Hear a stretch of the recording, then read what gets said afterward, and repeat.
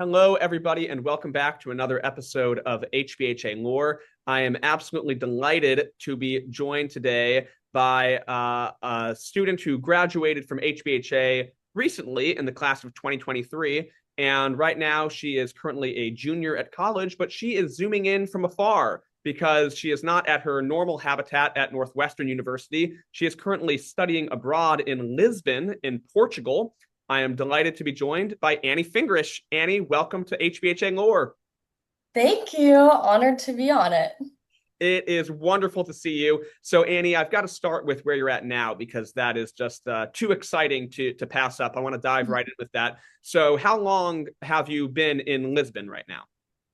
I've been here for 2 weeks. Been adjusting pretty well. I love it. Honestly, that's about it. Sounds incredible. So, while you're there, are you taking classes? Are you just, touring the city and the country? What's kind of your breakdown of how your time in Portugal is going? So I know my parents definitely would want me to say that I'm studying really hard, Oh, but you're hitting the books hard. not We know it. not exactly the point of study abroad, but the past 2 weeks I've been taking an intensive Portuguese class at my university here. So hopefully, I'll be able to talk to some locals, ask where's the bathroom, say I don't speak Portuguese. Those are the Um, two main things you need to know how to say. exactly.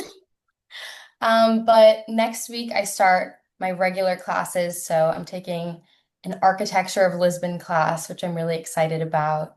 Portuguese cinema. I thought of you when I signed up for that class, Oh my goodness. just from all of like the film and lit classes that I took from you in high school, and then a Portuguese class and culture and cuisine of Portugal, which I'm very excited about as well.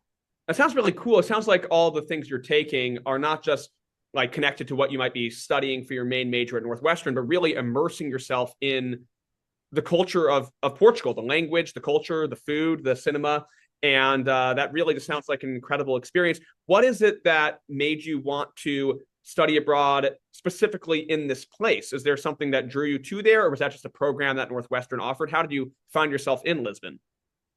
I really wanted to like do something a little bit different. A lot of Northwestern students tend to go to places like Madrid and Copenhagen and Florence, but just kind of wanted to try somewhere new. Definitely wanted to study somewhere that I hadn't traveled to before. So Portugal just kind of fit the bill, and I just signed up and here I am. Amazing. I know that you're very early on in that intensive Portuguese class, but is there even just a small smattering of Portuguese that you feel you've picked up, even if it's just a hello that you can share with people? Sure. I can give you a little bio. I learned how to kind of talk about myself in Portuguese. So Oh, wonderful. Let's hear it. yes. Olá, eu sou a Annie. Eu sou de Prairie Village, que fica em Kansas City. Fala pequeno português. That means, hi, my name is Annie. I'm from Prairie Village, which is a part of Kansas City, and I only speak a little bit of Portuguese. You know what? I picked up on all of that, except my guess was that the last part was you saying I'm perfectly fluent in Portuguese. Please as rapidly as you can to me. Exactly. In the 2 weeks that you've been there so far, are there what would you say are one or two of the highlights of things that you've seen in the country? Honestly, just like being able to be immersed in the city is so amazing. I haven't really had that like living in a city experience before, just because Northwestern is in a college town and like growing up in Prairie Village, both very suburban. So being able to like live in a city every day, definitely interesting, getting used to it, but I love it. This past weekend, I went to a cool beach town. It's just a train ride away.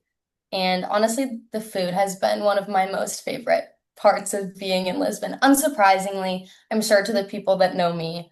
But I've really been doing my research and like trying to pick out the good restaurants in Lisbon.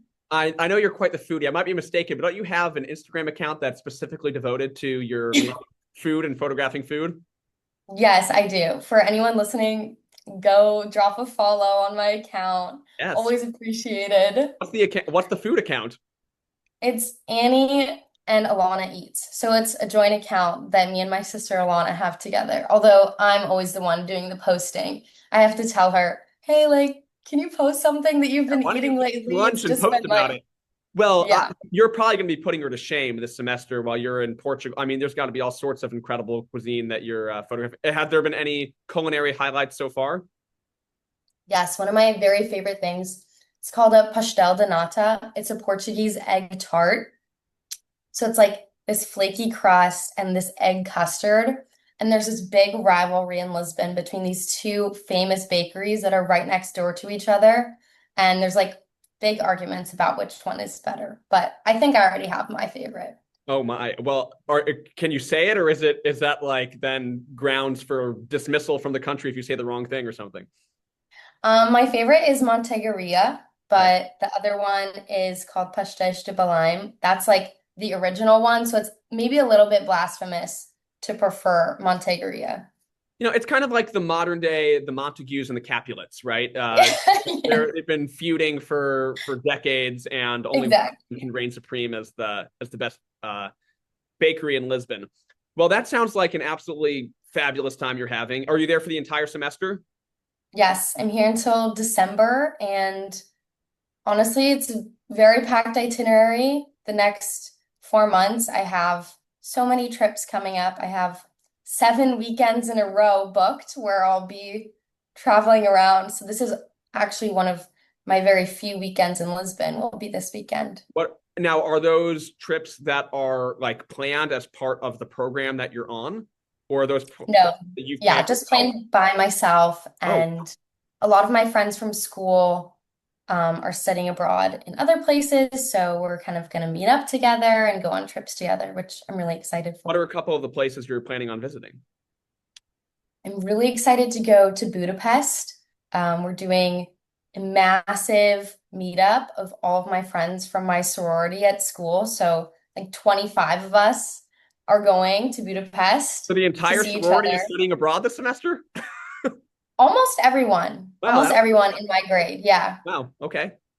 Yeah. So, I'm really excited for Budapest. My parents are going to come visit and we're going to go to Marrakesh together, which I'm really excited Where is for that? in Morocco. Gotcha. Okay. And then next weekend I'm going to Athens. So Wow, you are going to be just a European traveler. I guess you're also going to be maybe in Africa. I mean, you're going to be going all over the place here. So yes. that's going to be a jam-packed semester you've got ahead, and you'll sneak in those classes that Portuguese cinema, which I really want to hear more about after the trip. Please Yeah. keep me posted as you go. What is the university that you're studying through there? Yeah, so it's kind of just like a humanities university here in like Lisbon City Central. There's actually a lot of universities here, but this one does like an exchange program with American students. So all the classes, thank goodness, are taught in English. Okay, Otherwise, there's no way I could get by, but you could introduce yourself and tell them that you're from. exactly. Oh, that much is very clear by now. All right, so let's rewind just a little bit. Before you came to Lisbon, you have spent the past 2 years at Northwestern University in Illinois. And tell us about that. What are you majoring in at Northwestern? Yeah, so I always say it's a little bit difficult to explain my major. It's called Give it a Learning and whirl. Organizational Change. So it's kind of like organizational behavior, psychology, design. A lot of people tend to go into consulting. Not something I want to do, but like applause for those who do. And I'm also minoring in psychology and marketing. Okay, sorry. Did you say it's called organizational change, or was something you said before that? Is that the whole title? Learning and organizational change. Organizational change. So you Mhm. said that you don't want to go down the path that it sounds like a lot of people who do major in that do. Do you have any ideas of what you're hoping to do with that? Or if not, what is it that drew you to that major and studying that concept in the first place? I don't know what I want to do. That's a Got time. very contentious topic among Northwestern students. It seems like everyone knows what they want to do, They think but they know what they want to do, but they'll change their mind a couple of times. That's what college is about, exploring different things and exactly. figuring out what you actually want to do. Yeah, but I think what drew me to it, it's housed in the School of Education and Social Policy at Northwestern, which is really known for kind of just being more about like holistic education and like liberal arts education, kind of just like learning for the sake of learning, taking things that you're really interested in. That's one of the reasons that I love it. I've taken some amazing classes, and just kind of the philosophy at that school is more centered around learning and what you're getting out of it rather than grades and exams, which is something that I love.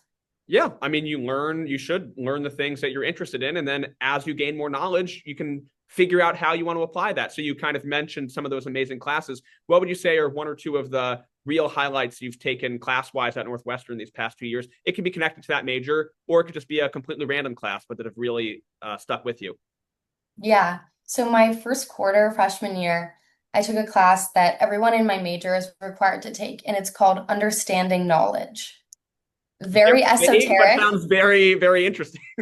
Yes, one of the most interesting classes I've ever taken. It was kind of all about how knowledge is created and, power structures that lie in that. It's been a minute since I took it, but it still sticks with me. And another one that I loved, I took a class about Holocaust cinema with the most amazing teacher, like so brilliant. I could listen to him talk for hours, and we watched some amazing movies and had some great discussions. What are some examples, if you remember, of any of the movies you guys watch in that class? Yeah, we watched obviously we watched like Schindler's List, oh my God, blanking on the other ones, but a lot of them were like very like niche Holocaust movies, like ones that I had never really heard of, Oh, but of course I can't remember any of them now. that's okay, but I'm sure it was interesting. Obviously, you coming from HBHA have spent years learning about the Holocaust, going on trips, learning about the Holocaust, but then it's got to be interesting learning about it from a different perspective and also with a different group of students. I would presume that many of the students in that class probably were Jewish, and also probably many of the students in that class were not Jewish, and probably a wide range of background knowledge that people are coming with about the Holocaust. So I'm sure the discussions in that class were probably pretty interesting as well. Definitely very eye-opening. Excellent. Now you mentioned that you're in a sorority as well. Do you want to give a shout out to your what sorority did you join at Northwestern? And also, are there any things that you've done these past couple of years that you're really proud of or excited about as a part of that sorority? Yeah, so I'm in DG, Anchor Down. Shout out to my sisters. Um, I'll just pretend like I know what that reference and that gesture was, but I'll go with it. Yes. Is it's DG like our little like sign. Sorry? is DG Delta Gamma? Yes. Yeah, I know. So Anchor Down is like this is our little sign. Gotcha. Um, our symbol is the anchor. So that's why it's called Anchor Down. Yes. But honestly, that's been being in DG has been really one of the highlights of my college experience. I think coming from such a small community and such a small school, even at a school that's kind of mid-sized like Northwestern, it was still very overwhelming, and I was really kind of missing that sense of community and just like second family kind of vibes. That's why I decided to join. And honestly, it's everything that I was looking for. I lived in the sorority house this past year, and it was one of the most fun experiences I've ever had and made some really, really amazing friends. That sounds great. And like you said, it's kind of a nice bridge between coming from HBHA, which is a really small community. You're not at a college that's enormous, but it's obviously much bigger than HBHA. And this is a way to kind of find your own smaller, really tight knit community that apparently is so tight knit that you guys are all meeting up at Budapest in a couple of weeks just to see Yeah, what we've spread across the globe. But let's unite once again here in a foreign city. Um, exactly. any other highlights of the past 2 years that you would say, maybe things that didn't happen in classes? I don't know if you're involved in any extracurriculars there, or if maybe you've taken on a job there, or just things that you really like about the town that you're in that have been a really cool part of your past 2 years so far at Northwestern. Yeah. I'm in a few clubs. I have two that I think are tied for favorites. Wow. One of them is called Spoon, and it's a food magazine. So I'm a writer there, and so I get to write restaurant reviews and develop recipes. So that was honestly just kind of a dream come true when I heard that there was a magazine about food at Northwestern. I ran up to them at the activity fair and said, I have to join. And that's been really so fun. And it's just like so cool to meet other people that are as passionate about it as I am. And then I'm in another club that I love called MIA, which stands for Menstrual Equity Activists. So we do a lot of like fundraisers and volunteering and like product drives to kind of like alleviate period poverty in Chicago and Evanston. And that's been really cool just to like I don't know, get in touch with my more community service side. And the people that I've met in that club are so amazing and so smart. I'm one of the very few people in that club that is not pre-med. So even though I may not know as much about the topic as everyone else, it's still really amazing. And as for the town, Evanston is so beautiful, right on the lake. Honestly, like that's anything I could ever ask for. I don't think I ever want to be landlocked again. Really? Kansas did me dirty my whole life, and now I know what it's like to live by a body of water and get to go to the beach all the time. That does sound pretty nice. Both of those clubs sound really amazing, and they both sound very on brand for you. So for Spoon, is that a magazine? You said you're part of the club. Are you contributing like articles to it or pictures, obviously, of the food? What's kind of your role? I don't know if it's a fully defined role or if it's more just a club where people do whatever they want to do as part of it. But what's your role or what have you done as part of that club? Yeah, so I'm on the editorial team. So I'm a writer. Um, Yeah, I go to restaurants and I review them for the magazine. We have an online magazine and a print magazine. Spoon is a national organization throughout many college campuses, but Northwestern is the founding chapter. And we're the only ones that have a print magazine right now, which is really cool. Is there an online So that's component if someone wanted to read any of the things that you've written? Or yeah, if you want to read, go to my LinkedIn. Got my portfolio linked there with all my articles. oh my goodness, people are gonna have a veritable smorgasbord, literally, of things to look at after this. They're gonna be able to see your food pictures, your food articles. So when you're writing a review for a restaurant, do you just tell do you get like the sample platter where they bring a bunch of different things, or are you just ordering one or two things off the menu and then writing from there? Kind of depends. Sometimes we'll contact the restaurant before to see if they want to comp the meal. I know that's not the most ethical of journalistic practices, as I'm sure Sounds Miss fun to me. Renee would have some commentary on. But, broke college students can't afford to be going out to nice dinners all the time. Yeah. So sometimes we'll contact them before and say, hey, like, we're really interested in writing a piece about your restaurant. Would you be willing to comp the meal for, this free content? And they'll kind of just bring out food, kind of like their star dishes, fan favorites. And it's usually like a lot of food too. So I like to bring some friends with me whenever I go. Very nice. And about the other club, MEA, you said it was menstrual equity. What was the A? Activists. Activists. But you said you're kind of tackling. I think you said kind of like menstrual poverty, or just kind of is that mainly ensuring that people and places have access to like menstrual products they need? So do you Yes. guys what are you guys kind of like a center where individuals can come to you? Are you guys going to schools and locations? What's kind of the way that you guys work to tackle that issue? Yeah, so we have a few different teams. I'm the chair of the service and outreach team, so I plan volunteer events where we kind of go to women's shelters and help them pack like period bags or just kind of like help out with anything they need. I also plan fundraisers. So this past year we did like a garage sale, kind of like thrift shop thing that was super successful. So then we take all of the money that we get from those fundraisers and donate them to some of our like community partners, which are just like organizations in Chicago that collect period products and distribute them, like shelters for unhoused people that do the same.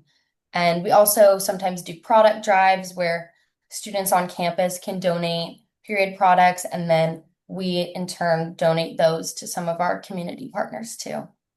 Sounds like an incredible organization. And as I expected, Annie, it sounds like you're spending your college time being just very incredibly lazy, just laying around and doing nothing, no class. No, because I know you very well. I've been fortunate enough to, teach you in many classes over the years at HBHA and get to know you extremely well there. But anyone who knows you knows that you are very much a go-getter and doing a million different things at once, and yet not ever seeming like you're torn in different directions, like you are able to calmly and coolly handle all those things. In fact, you kind of segued me very nicely to the first thing I wanted to talk about with HBHA here, as we wind the clock back further to your time at HBHA. We're going to go, apologies for people watching this on YouTube. I hope this doesn't make you nauseous. We're going to actually go on a little journey here because I've got a prop in my room. Look at us. We're walking and talking here like we're in an Aaron Sorkin show.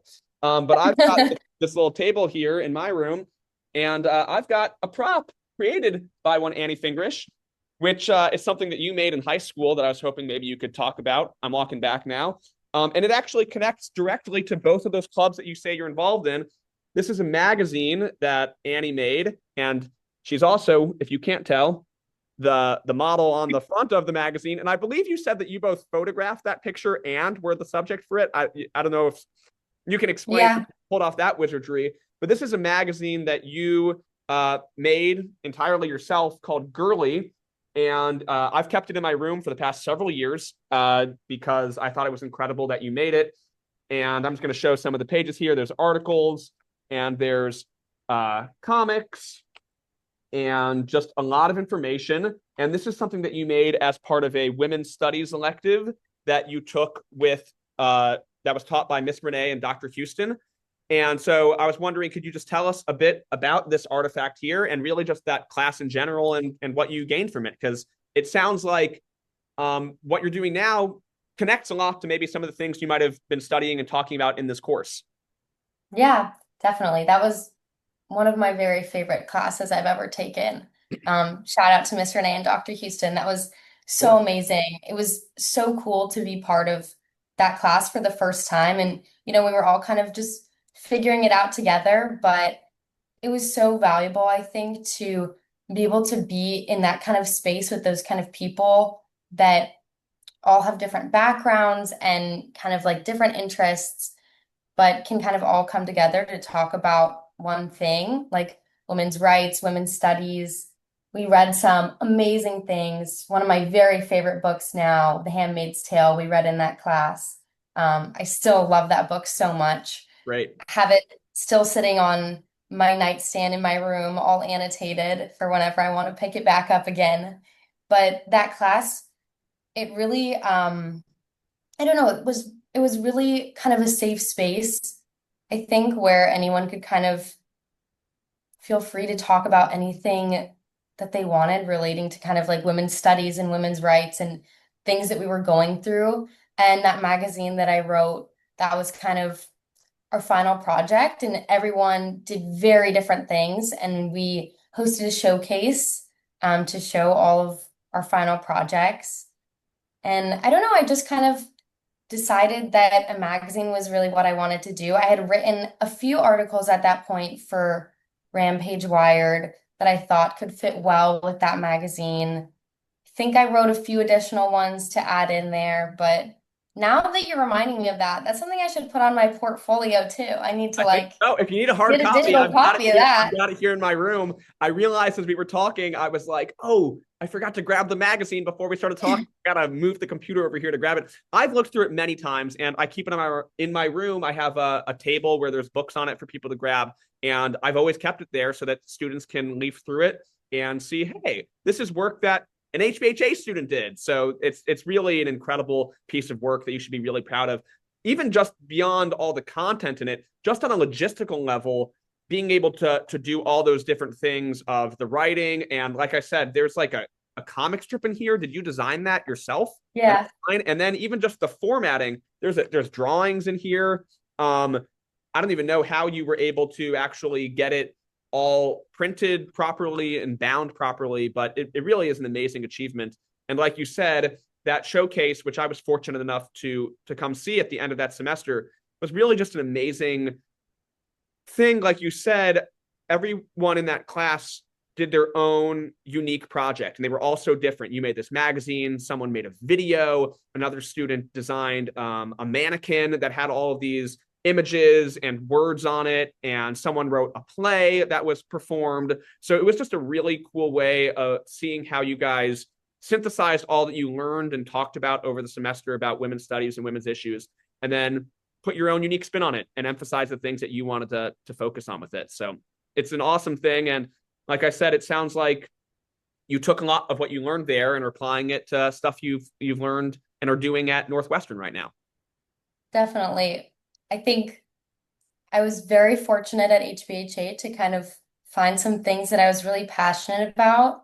Maybe not things that I want to pursue for a career, but definitely hobbies that I want to keep at and things that I want to keep in my life, like writing, design. Yeah. But thank you for saying all that. That means a lot. I mean it, Annie. It's really cool. And like I said, it's been in my room for the past several years and it's not going anywhere. It's still in good shape. Um, Speaking of what you just said about change, right, and wanting to kind of be an agent of change, and even you said your major is organizational change. That is something also that you definitely took to heart at HBHA. I know that a big part of your experience here was serving on student council, which I believe you were on for many years. And your senior year, I know you were our STUCO president. So can you talk a bit about your experience on student council? Maybe some initiatives that you oversaw or were a part of that you were really proud of, and just kind of the role that your experience on STUCO has played and kind of shaping your mindset of being a person who wants to make change in their community. Yeah. Stuco was an amazing experience. I think that was one in high school that taught me a lot about leadership, a lot about delegation. I think before high school Stuco, I kind of was of the mindset that I should just do everything myself all the time because, only I can do it the way I can do it. Then, junior and senior year roll around and I'm slammed with classes and college applications and sports. And I realized, hey, maybe I can't do everything by myself. So that was a very valuable lesson to learn. But Stuco was such an amazing experience. It was especially cool to get to work with people from all grades in high school because I don't know, I feel like I didn't have such a strong relationship with some of like the freshmen and sophomores when I was a junior and senior. So that was a really cool way to kind of get to know them. Something that I did on Stuco, I helped plan the first homecoming dance, which I hope still exists Oh yeah, now. they're talking about homecoming now, so we've got a dance coming up in a little while. Absolutely. Awesome. I love that. But other than that, just like keeping the traditions going that came before, block to lunch, like slaving away all day in the J kitchen with the hot oil splattering in your face, but one of the best days of the year for sure. Definitely a crucial Um, day to bring a change of clothes because that oil smell really just seeps deeply into your pores. yeah, it really does. But yeah, Stuco was a great, great leadership experience, something that I still talk about today in job interviews and club interviews. I know another leadership experience that you took on in high school, which is kind of a unique thing that people might not know about you. And this does not directly connect to HBHA, but it's something you did while you were in high school, is you founded your own organization. Can you talk a bit about that organization that you founded when you were in high school and both what you were able to achieve with it and also why you decided to found it in the first place? Because let's be honest, most high school students are not starting their own organizations. So what was kind of the driving force behind that? And then what were its goals and what did you do with it? Yeah, so this was summer after my junior year of high school. I think junior year. It's Could okay. be No, sophomore year. I the only, actually per- the can't only remember. person who's going to fact check you is your mom or your dad or maybe Alana. Yeah. Sophomore or junior year There you go. summer. That works. I was part of kind of like a fellowship internship cohort at a local startup accelerator in Kansas City. And one of our capstone projects was to kind of create something that had some sort of social change effect. So very broad, and me and my team decided that we really wanted to focus on young women in politics because that was something that we cared a lot about and we weren't seeing a lot of representation for. So we created an organization and we planned a workshop for the end of the summer. We hounded people about donations, about donating swag, about getting a speaker panel, forced all of our friends to come.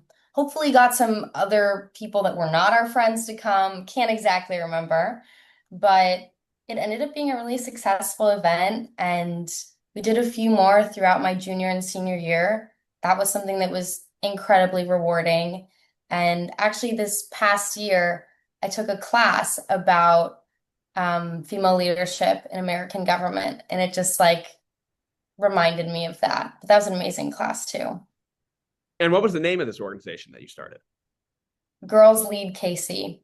Girls Lead KC.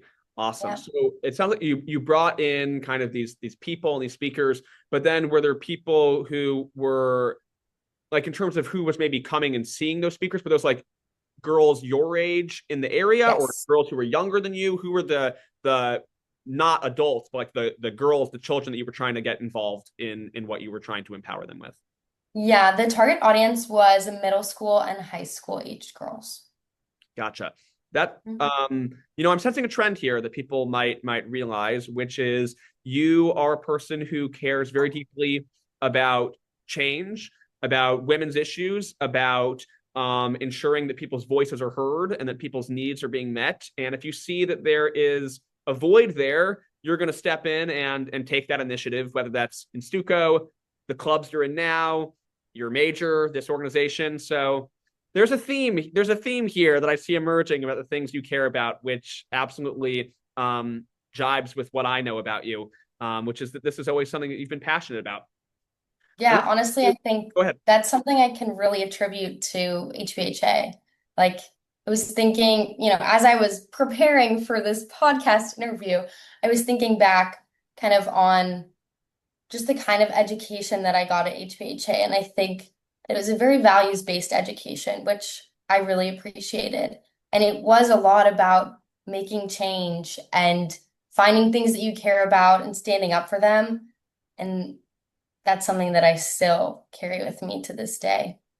Yeah, that's fantastic to hear. And it's something that has also been a theme that I have heard in a lot of these conversations that I've had in these HBHA lore interviews with people, which I think, is a byproduct both of, what we are attempting to instill in students here and also comes about somewhat naturally in the fact that we're a small environment. It's like, okay, if you want something to happen, you need to step up and do it. Like you wanted homecoming to happen, so you made sure that that dance happened, right?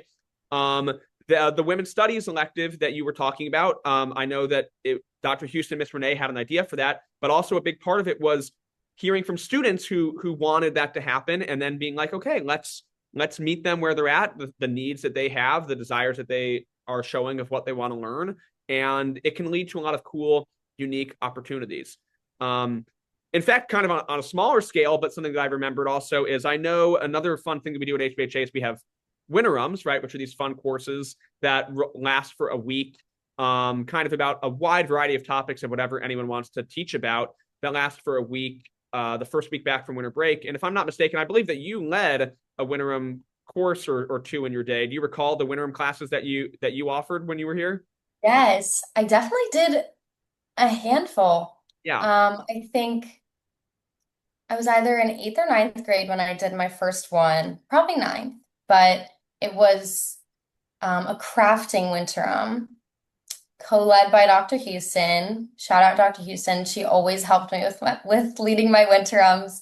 So we did various craft projects, and then one year I did one about sitcoms. So we kind of focused on Friends and The Office and Parks and Rec.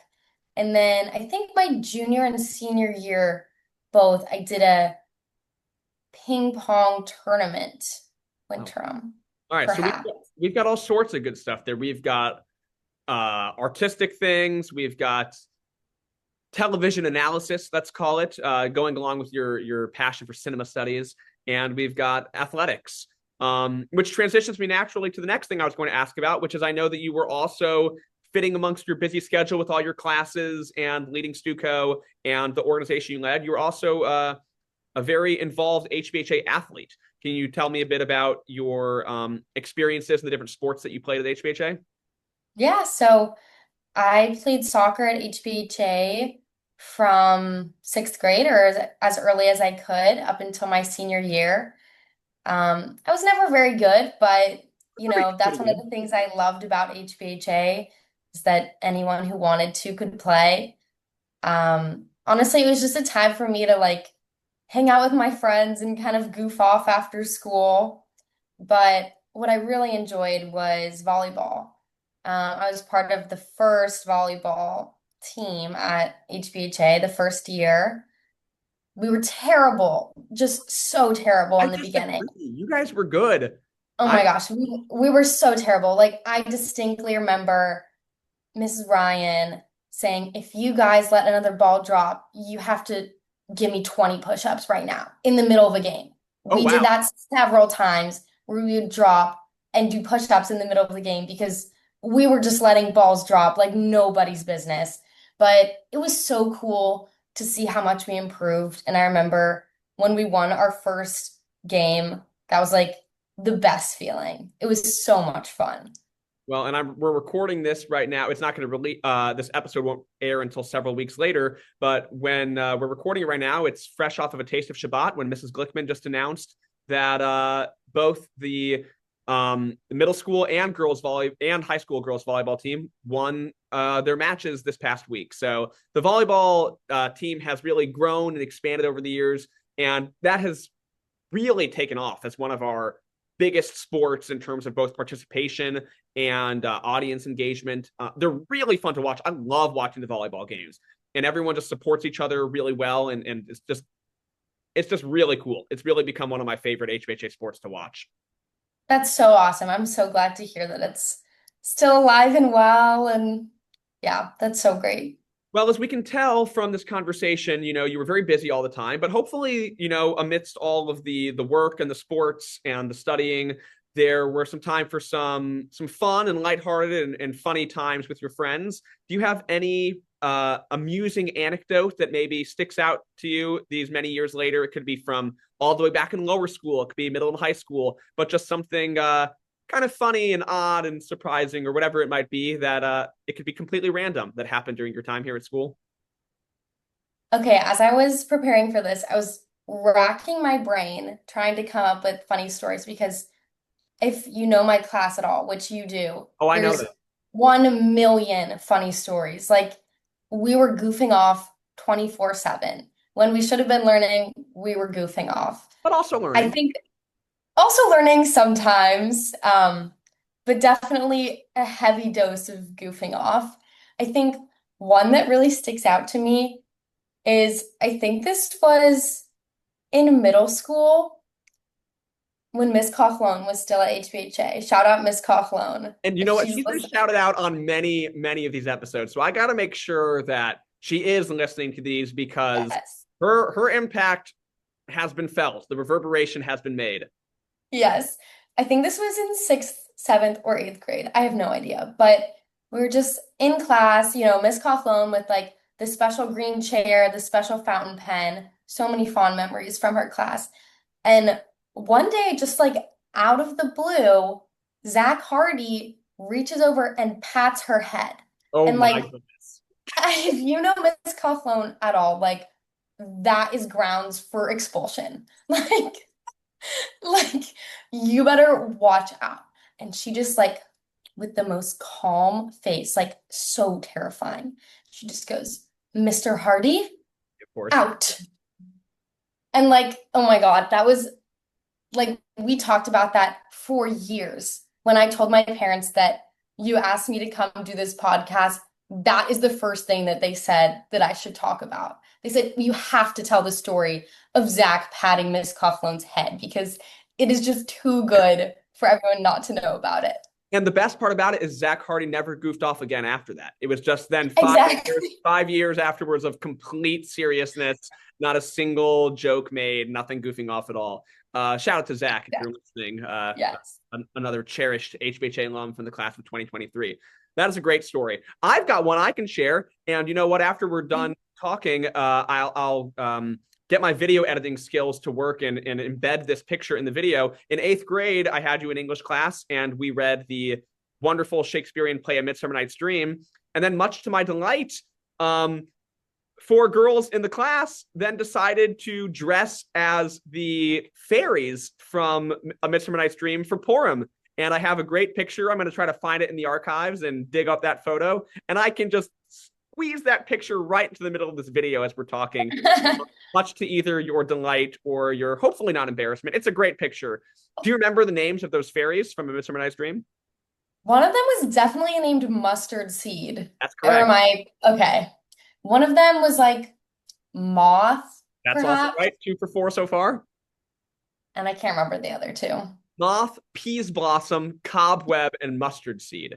For Yes. people who don't know A Midsummer Night's Dream, it is a very fantastical fantasy story that takes place in the woods, and there's magical creatures, including these fairies who attend on the Fairy Queen. And the 4 girls, they all dressed as Moth, Peas Blossom, Cobweb, and Mustard Seed, which delighted me to no end. Are there any? We've talked about some of them. Certainly, the women's studies class was one. But are there any other classes or teachers or moments that really stick with you all these years later that you just want to give a shout out to because they've just had a big impact on you? I would say shout out Miss Renee. Being a part of Rampage Wired was one of the most rewarding experiences of high school for me. It taught me so much. I briefly considered majoring in journalism at Northwestern, ultimately decided against it, but But you're it's still still writing. something You're that, writing for Spoon. yeah, still something that I'm really passionate about. And she kind of helped spark that in me. And that's something that I'm so grateful for. Obviously, shout out you, Mr. Marley's one of Oh, the best to ever do it at HBHA. goodness. And also Dr. Houston, so much love for her as well. She was really like my go-to at HBHA, like helped me lead all my winterums. I did an independent study with her, you know, during our 10-minute breaks, we would just go in her room and talk with her and occasionally be late to class because we were just too busy chatting, you know? Yes, I was going to say my rough estimate is that you took maybe 17 classes with Dr. Houston during your time here, and I'm sure it wasn't enough because you guys were a dynamic duo that accomplished a ton together and beyond, which is amazing. All right, Annie, this has been absolutely wonderful. Before I let you go, I've got some rapid fire questions for you, so Okay. that I'd like to end these episodes with. So feel free to answer these as quickly or in as much detail as you would like. All right, let's start with one of your Okay. interests that you have mentioned is food. So, what is your dream dish? It can be, or you can even make it a whole meal. You can make it the appetizer, the entree, and the dessert. But if you're designing a great meal, what is that looking like for Annie Fingersh? It's got to start with Mimi's French onion soup. There's truly nothing that can beat it. Anyone out there who has had my grandma's cooking, I know there's probably a lot of you because she's very generous with her cooking. Yeah, gotta start with Mimi's French onion soup. I haven't Also, had it, maybe but for I love French Thanksgiving onion soup. stuffing. Yeah, no, it's so good. It's unlike any French onion soup I've ever had, truly. You need soup, okay. So definitely gotta start with that. Um, Next, some homemade pasta made by myself. That's something that I've been getting into lately. Oh For my wow. 18th birthday, my mom got me a pasta roller, and I'm planning on bringing it with me when I go back to campus, making pasta for all my roommates. Oh my, what's your And favorite type of pasta to make? it's hard to decide, but I really like making tortellini. All right, so we've got tortellini, we've got Mimi's soup, we've got tortellini, and then what are you finishing off with? Keep the meal going. What's for dessert? For dessert, I'm gonna keep it simple and say Domino's chocolate lava cakes. There's genuinely nothing like it, and I won't take any Domino's slander. I wasn't going to give you the slanders. All right, we've got soup, we've got tortellini, we've got cake. Sounds like an incredible meal to me. Yes. All right, next question for you. Obviously, we've talked a lot about your passion for leadership and your passion for government. If you were to serve in government, what role would you most like to have? Would you want to be the president? Would you want to take a vice presidential role, be a secretary? What would be your governmental role if you were in the U.S. government? Okay, I'm gonna change the question a little bit Okay. because I would never actually run for government, Okay. but I would love to work for a think tank. Okay. Yeah. What a think tank? Any particular think tank in mind, or just one that you're drawn Um, to? Like, yeah, probably like a think tank on either like women's rights or education. okay, every Friday, the egalitarian minion in the high school, we have two minions. There's the Mechitza minion, and we have an egalitarian minion. The egalitarian minion every Friday for the past several years, in a tradition that I believe, correct me if I'm wrong, but I believe was started by Eliana Schuster and Haiti Clower. I Started think so. players, and they're just a little bit older than you, and so people who are musically inclined and play an instrument, they lead a musical prayer service, and there's usually like a bongo drum and a guitar or a ukulele. So what was your role in musical prayers? I played ukulele. I had never played before, but kind of decided, oh, this is something that might be fun. So I learned ukulele. I took it so seriously at first and then realized it is such a sham. Like, whenever we said we were practicing and we would sign out of prayers to practice musical prayers, we would literally just sit in your classroom and just yap for Oh, like 45 minutes. oh, you And can't I do. know that everyone knew too. Like, and but no one just really like called us out on it But ever. then you performed and you were a star. Exactly. I Exactly.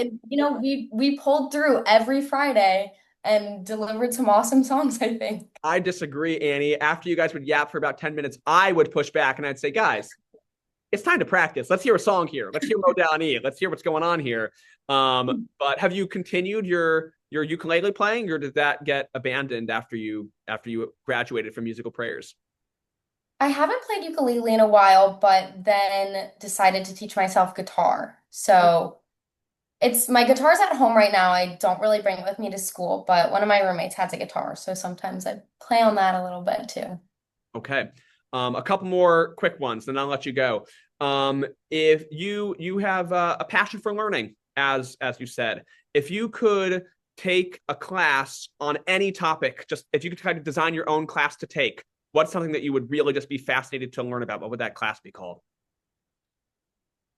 The history of like, oh, I don't know, there's not a good name for it, but it Okay, would we be a can we class can workshop focusing the name. on, yeah, like the history of food critics, the history of Michelin, and yeah, the history of food writing. That's so interesting to me. So not just a history of food, but specifically a history of food criticism. Yes. On that sounds like that sounds like a book you might write in the future. To be honest, that sounds like it's combining all of these interests: your love of writing, of food, of criticism, and journalism. I could see you writing the history of food criticism. If anyone out there at Michelin really wants to offer me an internship, hit me up, connect with me on LinkedIn. That's the dream job. Okay, I love it. Let's see what else I've got for you here. We've covered government, we've covered food. All right, I'll let you off with this one. As we've alluded to here, you like watching movies and you also like to read. Let's end with a nice book recommendation and movie recommendation of something that you think people should really read and watch. It could be something that you've read and watched recently. It could be something that you read and watched a long time ago, but it's really stuck with you. Let's hear a good book and movie recommendation for people. I think this may be exactly what I said in a film and lit class on the first day of film and lit class when you said everyone has to say their favorite book and their favorite movie. I think this might be exactly what I said then. It's still true like 3 or 4 years later. Good Will Hunting, best movie ever made, Argue with the Wall, I so won't good. argue. You won't argue with the wall. And then I think favorite book ever is The Handmaid's Tale. So relevant now, so poignant. Everyone should read it. Have you read? Are you aware that she, and maybe you've already read it, that she wrote a sequel to it that came out just a few years ago? Did you I read? have it sitting on my bookshelf at home. Have not gotten to it You know what? yet. It's been on my to be read list also. So maybe we can make a pact, Annie, that we'll both by the next time we chat, we'll have both read the sequel to The Handmaid's Tale, and we can chat about it. Yes. I believe it's called Perfect. Testament, Okay. by Margaret Atwood, the author there. And yeah, Good Will Hunting, right? You alluded to this literature and film class. I teach a different cinema studies elective every year, and you took, I think, two of them with me. Lit and Film, where we read books and watched the movie adaptations of them and discussed kind of the similarities and notable differences between them. And then History of Film. I think that was your senior year, Yes. where we watched one movie from each decade from the 1920s all the way up through the 2020s. And those were both great. And I mean, I loved talking about those movies with you. You were always such a great contributor to those discussions. And the Good Will Hunting, actually, I didn't show in either of those, but an elective, another cinema studies elective I taught last year was called Thought Provoking Movies, where each movie I had a TPQ with it, the big picture thought provoking question. And they were just movies that are supposed to spark interest and spark debate. And the TPQ that we focused our Good Will Hunting discussion on was, what obligation do we have to use our talents, right? Because like if we have a certain skill, does that mean that we should feel obligated to follow that path, or are we within our rights to just say, I'm going to actually do what I want, which is kind of the fundamental tension of the movie, which is about this guy, Will Hunting, who is a genius, probably the smartest mathematical mind in the world, but he really just wants to hang out with his friends at a Boston bar. So it's one of my 10 favorite movies of all time. So I think it's an excellent choice. Thank you. What is it that you love about Good Will Hunting? I think I love movies where it feels like nothing happens. Movies that I feel like are just about life. And I think I relate a lot to like the themes in Good Will Hunting of, just kind of trying to find yourself and trying to figure out what your future looks like and what that includes, and really how much you should listen to like the pressures that you put on yourself or that other people put on yourself and expectations that others may have for you versus really what you want to do. I think that's incredibly well said, and I think that's a great place for us to wrap up. So, Annie, for people who know you, for teachers who taught you, they will absolutely love hearing what you've been up to these past few years at Northwestern and now in Lisbon. And for people who don't know you, they're going to go, wow, okay, Annie has accomplished a lot of HBHA, and she is really continuing that trend at college, and can't wait to see what you do next. I know on a personal level, it's been wonderful catching up with you, and I hope you have a fantastic rest of your semester in Lisbon. Have a great rest of your college time back at Northwestern, and I can't wait to get a chance to catch up with you in person next time you find your way back to Kansas City. You know where to find me in my room. Yes, definitely. Thank you, Mr. Markleys. This was so much fun. It was so much fun. For people who want to keep track of Annie and her whereabouts, you can follow her Instagram food account, Annie and Alana Eat, I think is what it was called. Yes. And Yeah. you can even track her down on LinkedIn if you want to see what she's writing for Spoon Magazine. Yeah, for sure. Annie, enjoy the rest of your time in Lisbon, and we'll talk to you later. Bye bye. Thank you. Bye, guys.